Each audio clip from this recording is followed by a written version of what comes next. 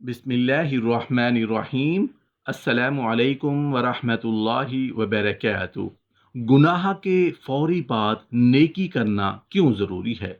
گناہوں سے توبہ کرنا۔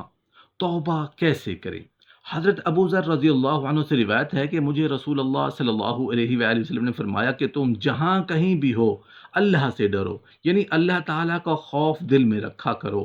اور گناہ کے بعد نیکی کر لیا کرو کہ وہ نیکی اس گناہ کو مٹا دے گی، اور لوگوں کے ساتھ اچھے اخلاق کے ساتھ رہا کرو۔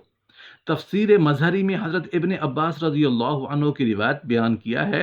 کہ رسول اللہ صلی اللہ علیہ وآلہ وسلم نے فرمایا، نئی نیکی پرانی بدی کا جس طرح خوبی کے ساتھ پیچھا کرتی ہے اور تیزی کے ساتھ اس کو پہنچ جاتی ہے، اتنی پہنچنے والی اور کوئی چیز میں نے نہیں دیکھی۔ ارشاد باری تعالیٰ ہے، بلا شبہ نیکیاں دور کرتی ہیں برائیوں کو۔ امام احمد رحمۃ اللہ علیہ ناقل ہیں کہ حضرت ابو ذر رضی اللہ عنہ نے فرمایا، میں نے عرض کیا، یا رسول اللہ صلی اللہ علیہ وآلہ وسلم، مجھے کچھ نصیحت فرمائیے۔ فرمایا، جب تو کوئی گناہ کرے تو اس کے پیچھے نیکی بھی ضرور کرنا، نیکی بدی کو مٹا دے گی۔ میں نے عرض کیا، یا رسول اللہ صلی اللہ علیہ وآلہ وسلم، کیا نیکیوں میں سے لا الہ الا اللہ کا اقرار بھی ہے؟ فرمایا، وہ سب نیکیوں سے افضل ہے۔ حضرت ابن مسعود رضی اللہ عنہ راوی ہیں کہ کسی شخص نے کسی اجنبی عورت کا بوسہ لے لیا، پھر رسول اللہ صلی اللہ علیہ وآلہ وسلم کی خدمت میں حاضر ہو کر واقعہ عرض کر دیا۔ اس پر اللہ تعالیٰ نے یہ آیت نازل فرمائی، اور قائم کر نماز کو دونوں طرف دن کے اور کچھ حصوں میں رات کے، بلا شبہ نیکیاں دور کرتی ہیں برائیوں کو، یہ یادگاری ہے یاد رکھنے والوں کو۔ اس شخص نے عرض کیا، کیا یہ تنہا میرے لیے ہے؟ فرمایا، میری تمام امت کے لیے ہے۔ اللہ تعالیٰ کے اس کرم کو دیکھو کہ اپنا نافرمان بندہ جو مستحق عذاب و سزا تھا، لیکن جب دل سے نادم و تائب ہوا تو اللہ تعالیٰ کی صفت رحم و کرم جوش میں آئی، اور اپنے بندے کے نہ صرف گناہوں کو معاف فرما دیا بلکہ معاف کرنے کے ساتھ نیکیوں میں تبدیل کر دیا، اور وہ اعمال نامہ جو گناہوں سے سیاہ ہوا تھا ان کو نہ صرف صاف کیا بلکہ اس کی جگہ نیکیاں لکھ دی، تاکہ خالی جگہ نہ رہے اور میرا بندہ ملامت و شرمندہ نہ میں ہو کہ خالی جگہ اعمال نامہ میں معاف کیے ہوئے گناہوں کی ہے۔ پس مستحق سزا کو مستحق رحمت و جنت بنایا، اور عاصی کو ولی بنایا، اور یہ بات ظاہر ہوئی جیسا کہ حدیث میں آتا ہے کہ میری رحمت میرے غضب پر غالب ہے۔ جب بندہ گناہوں کے بعد نیکی کرتا ہے، اور خصوصاً یہ چار اعمال کرے: توبہ کا قصد و عزم کرنا، وضو کر کے پاک و صاف کپڑے پہن کر 2 رکعت صلاۃ التوبہ پڑھنا، صدقہ دینا، ذکر و اذکار اور استغفار کرنا، تو گناہوں کے جتنے نتائج و اثرات ہیں وہ اللہ تعالیٰ اپنی رحمت سے نیکیوں کے نتائج میں تبدیل کر دیتا ہے۔ حضرت ابو حریرہ رضی اللہ عنہ سے روایت ہے کہ رسول اللہ صلی اللہ علیہ وآلہ وسلم نے فرمایا کہ اللہ تعالیٰ کے پاس 100 حصے رحمتیں ہیں، تو ان میں سے صرف ایک حصہ رحمت دنیا کے تمام جن و انس اور چوپائے اور شیر یعنی چیڑ پھاڑ والے جانوروں کے درمیان نازل فرمایا۔ پس وہ ان کے ذریعے یعنی ایک حصہ رحمت کے ذریعے آپس میں مہربان ہوتے ہیں، یعنی میل ملاپ رکھتے ہیں، ان کے ذریعے آپس میں رحم کرتے ہیں، اور ان کے ذریعے وحشی جانور بھی اپنے بچوں پر مہربان ہوتے ہیں، اور رحمت کے 99 حصے اللہ تعالیٰ نے اپنے پاس رکھے ہیں۔ ان کے ذریعے قیامت کے دن اپنے مومن بندوں پر رحم فرمائیں گے۔ دنیا کی جتنی مائیں اور دوست ہیں اور تمام مخلوق کے آپس میں جو محبتیں ہیں، چاہے انس میں سے یا جن میں سے ہو، یا چوپائے میں سے ہو، یا درندوں میں سے ہو، یا پرندوں میں سے ہو، یہ تمام محبتیں اور شفقتیں اور رحمتیں سب مل کر اللہ تعالیٰ کی رحمت کا 100واں حصہ ہیں۔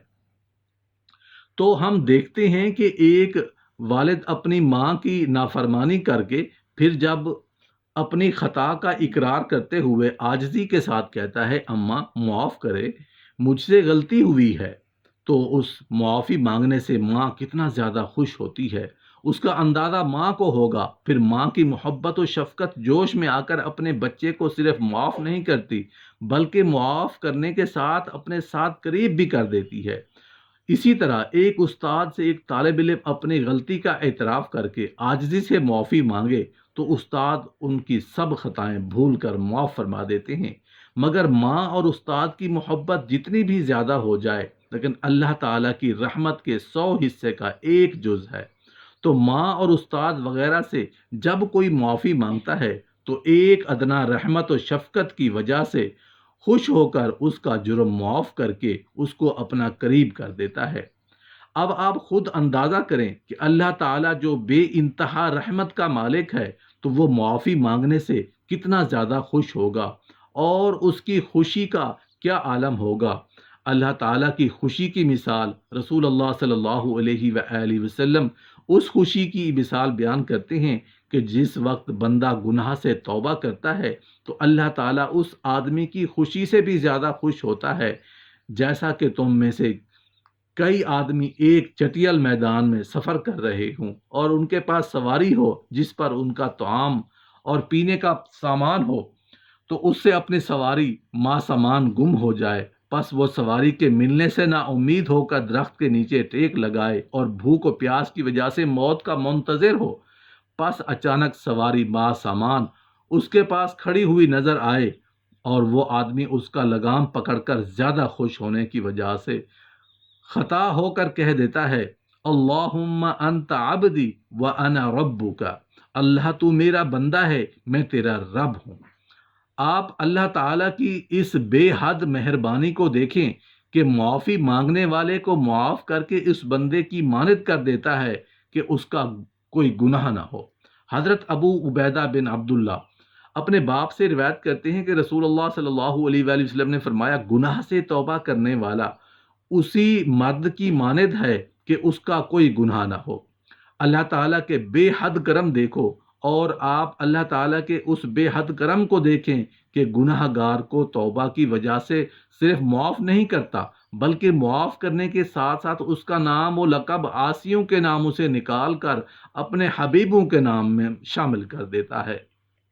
رسول اللہ صلی اللہ علیہ وآلہ وسلم کا ارشاد ہے،